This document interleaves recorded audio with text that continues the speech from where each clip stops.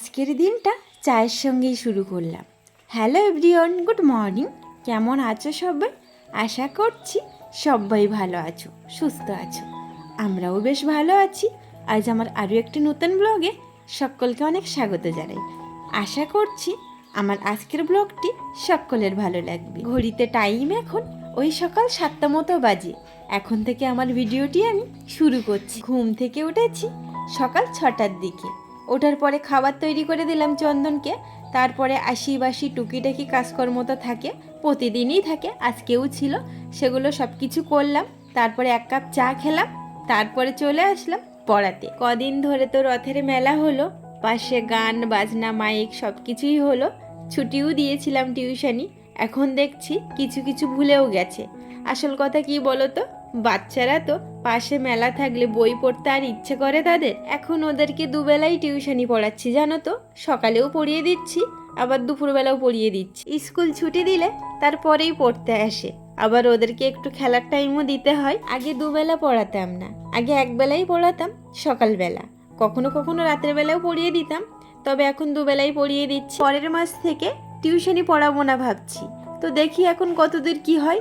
ইচ্ছে তো নেই একদমই। টিউশনি ছুটি দিলাম এক্ষুনি। তারপরে চলে আসলাম চাল ধুতে। ওই এখন টাইম 10টা মতো বাজে। এবারে ভাতটা বসিয়ে দেব।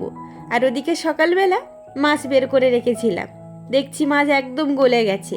এখান থেকে কিছু মাছ নিয়ে নেব দুপুরবেলা রান্নার জন্য, আর কিছু মাছ রেখে দেব। মাছে একটু জল দিয়ে দিলাম, যেটুকু আছে বরফ গলে যাবে। এমনিতেও পুরোটা গলে গেছে, তবুও মাছের ভেতরে কিন্তু হালকা বরফ থেকেই যায়। তো সেই কারণে একটু জল দিলাম, ওদিকে ভিজতে থাক। আর এই সাইডে সবজি কাটতে চলে আসলাম। সবজি বলতে কচুরমুখী আর একটা বাঁধাকপিও আছে। কচুরমুখী আজকে বটি দিয়ে ছাড়িয়ে নেব।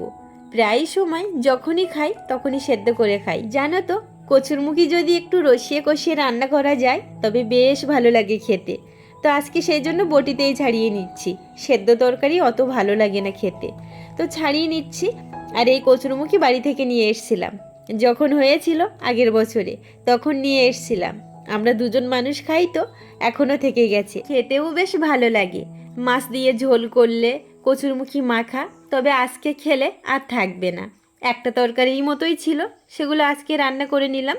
আর এদিকে দেখছি সবজি কাটতে কাটতে ভাতও হয়ে গেছে, তো ভাতের উপর দিয়ে দিলাম। কালকে দুপুরে কি হয়েছে, খাবার সময় গিয়ে দেখি ভাত নরম হয়ে গেছে। তো আজকে সেটা হয়নি, আজকে বসেছিলাম প্রথম থেকে। আজকে ভাত ঠিক আছে।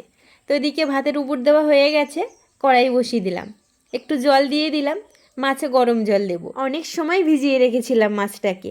মাছের ভেতরে কিন্তু বরফ থাকে, সেগুলো সব গলে গেছে। তারপরে একটু হালকা গরম জল দিলাম, দিয়ে ভালোভাবে মাছটাকে ধুয়ে নিলাম। তারপরে লবণ দিলাম, তারপরে হলুদ দিলাম পরিমাণ মতো, যেমন লাগবে আর কি। তারপরে ভালোভাবে মেখে নিলাম। আজকে আর হাত দিলাম না, এইভাবেই মাখিয়ে নিয়েছি। তারপরে কড়াই বসিয়ে দিলাম, কড়াইতে তেলও দিয়ে দিয়েছি। তেলটা গরম হয়ে গেছে, এবারে মাছটা দিয়ে দেব। মাছটাকে বেশ ভালোভাবে ভেজে নেব। ফ্রিজের মাছ তো ভালোভাবে না ভাজলে একদম খেতে ভালো লাগে না। তো মাছটাকে খুব সুন্দর করে ভেজে নিয়েছি, বেশ লাল লাল করে। বাড়ি থেকে নিয়ে এসেছিলাম সেই মাছ, এখনও খাওয়া হচ্ছে আমাদের। বাড়ির পুকুরের মাছ ফ্রিজে রেখে রেখে খাওয়া হচ্ছে। তবে ফ্রিজের মাছ তত ভালো লাগে না, টাটকা যতটা ভালো লাগে। বাড়ির পুকুরের জল সব তুলে দিয়েছিল, অনেক মাছ হয়েছিল, বিক্রিও করেছিল, লোককে এমনিও দিয়েছে, আমাদেরকেও আবার কিছুটা পাঠিয়েছিল। মাছ ভাজা তেল ছিল অনেকটাই। ওই তেলে আর একটু তেল দিয়ে পেঁয়াজ লঙ্কা আর আদা দিয়ে দিলাম। একটু হালকা ভাজা হয়ে গেলে কচুরমুখী আর পুঁই শাকের ডাঁটা দিয়ে দিলাম।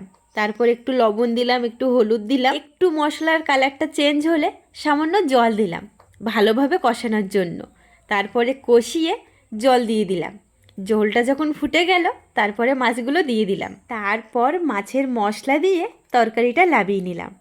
আর জানো তো, কচুরমুখির তরকারি যদি একটু কষানোটা ভালো হয় না, খেতে বেশ ভালো লাগে।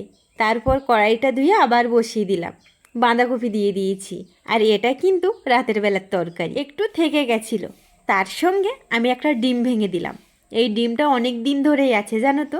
সকালবেলা করে চন্দনকে একটা করে ডিম সেদ্ধ করে দিই, তবে এই ডিমটা লুকিয়েছিল পেপারের তলায়। আমি লঙ্কা আনতে গিয়ে দেখতে পেলাম, তো ভাবলাম বাঁধাকপির সঙ্গেই দিয়ে দিই, খেতে ভালোও লাগবে, এটাই হলো কারণ।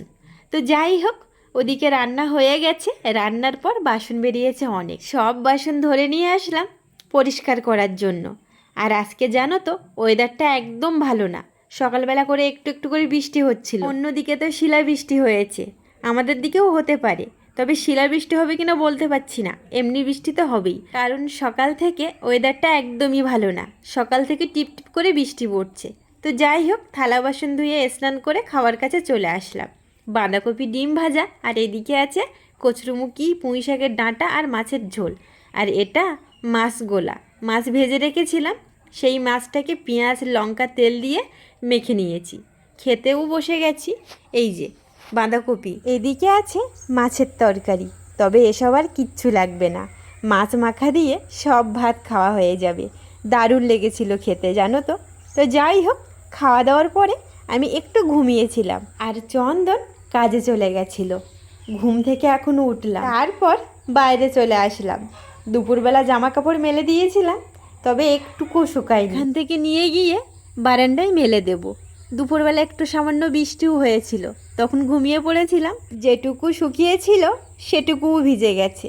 তো যাই হোক, জামা কাপড় তুলে ঠাকুর পুজো দিয়ে টিউশনি পড়িয়ে এইমাত্র ছুটি দিলাম, তারপরে এসে এই বসলাম। এখন ওই টাইম হচ্ছে 9টা মতো বাজে। এবারে রাতের বেলার খাওয়া দাওয়া সেরে নেব। দুপুরবেলার ভাত তরকারি সবটাই আছে, বাঁধাকপি চচ্চড়িটাও আছে, এদিকে আছে মাছের ঝোল কচুরমুখী দিয়ে। চন্দন ঘরে এসছে অনেক আগে, রাতের বেলা তো রুটি খাই আমি, তো রুটি তৈরি করছিল আর আমি টিউশনি পড়াচ্ছিলাম। আমাদের এদিকে বেশ ভালোই জোরে বৃষ্টি হয়েছে একটু আগে, দুপুরবেলা হয়েছিল তবে একটু একটু, তবে এখন হয়েছে বেশ ভালোই জোরে।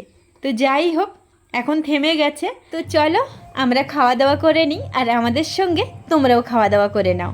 দেখা হচ্ছে নতুন কোনো একটি দিন নতুন কোনো একটি ভিডিওর সঙ্গে। ততক্ষণের জন্য সবাই ভালো থাকবে, সবাই সবার পরিবারকে নিয়ে সুস্থ থাকবে। আর হ্যাঁ, আমার ভিডিওটি কেমন লাগলো অবশ্যই কমেন্টে জানাবে। ভালো লাগলে একটি লাইক করে দেবে এবং সাবস্ক্রাইব করে দিয়ে আমার ছোট্ট চ্যানেলটির পাশে থাকবে। আর আমার ভিডিওটি প্রথম থেকে শেষ পর্যন্ত দেখার জন্য সবাইকে অনেক অনেক ধন্যবাদ। তো চলো আজকের মতো সবাইকে টাটা, সবাইকে শুভরাত্রি, গুড নাইট।